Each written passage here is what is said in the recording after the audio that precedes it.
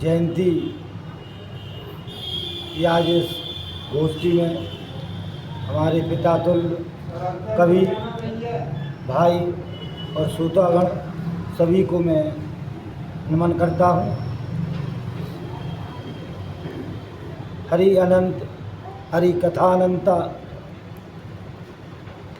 तुलसीदास जी के जन्म के बारे में और उन्होंने जो भी रचनाएं लिखी हैं हमारे प्रबुद्ध कवि गणों ने बहुत विस्तार से सब कुछ आपके सामने रखा है। आप सभी लाभ ले रहे हैं।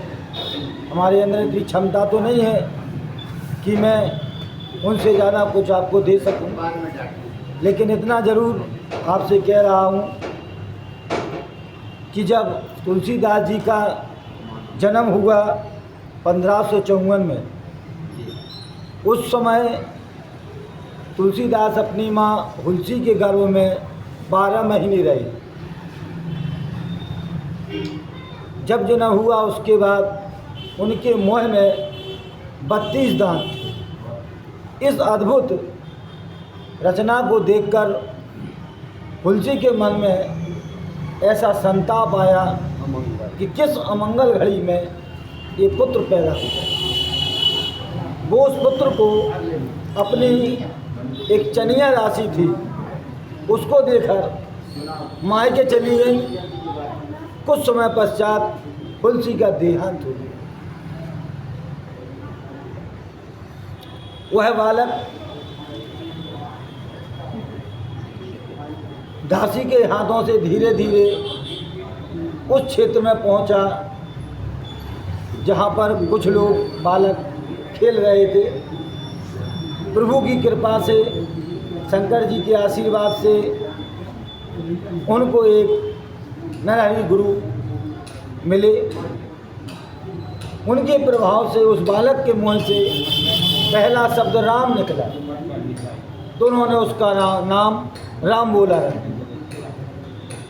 जब व्यक्ति के बालकाल जीवन से उसके मुंह से राम शब्द निकला तो उसके बारे में क्या कहा जाए। उसके ऊपर साक्षात भगवान की कृपा थी, विष्णु की कृपा थी, पार्वती माँ की कृपा थी और सरस्वती विराजमान थी। 1631 में उन्होंने रामनवमी के दिन रामचरितमानस को लिखा। 2 वर्ष 7 माह और 26 दिन में उस रामायण को लिखा। लिखने के बाद जब उन्होंने लोगों को उसके बारे में बताया और शिव जी के मंदिर में उसको रखा, तो जो पुजारी था उसके मन में शंका आ गई कि इस ग्रंथ की चोरी कर ली जाए। चोर आए तो चोरी करने के उद्देश्य से तुलसीदास जी वहाँ कुटी बनाए हुए बैठे हुए थे। उन्हें पता नहीं था, लेकिन उस कुटिया की रक्षा करने के लिए राम लक्ष्मण धनुष लेकर वहाँ पर उपस्थित थे।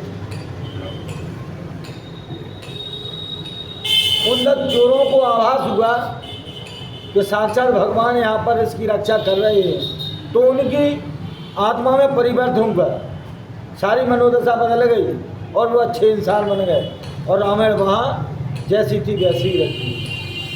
इस अशिक्षा को देखकर तुलसीदास ने उस रामायण को टोडरमल को दे दिया कि आप इसको ले जाकर सुरक्षित स्थान पर रखें। उसमें कुछ माहौल दूसरा था, मुगल शासक का साम्राज्य था। फिर उन्होंने दूसरी अन्य प्रतियों को लिखा जो मानव जीवन के लिए जड़ी बूटी, संजीवनी बूटी और वरदान सिद्ध हुई है। इन्हीं शब्दों के साथ चित्रकूट के घाट पे भई संतन की भी तुलसीदास चंदन घिसे तिलक देत रहे। जय श्री राम।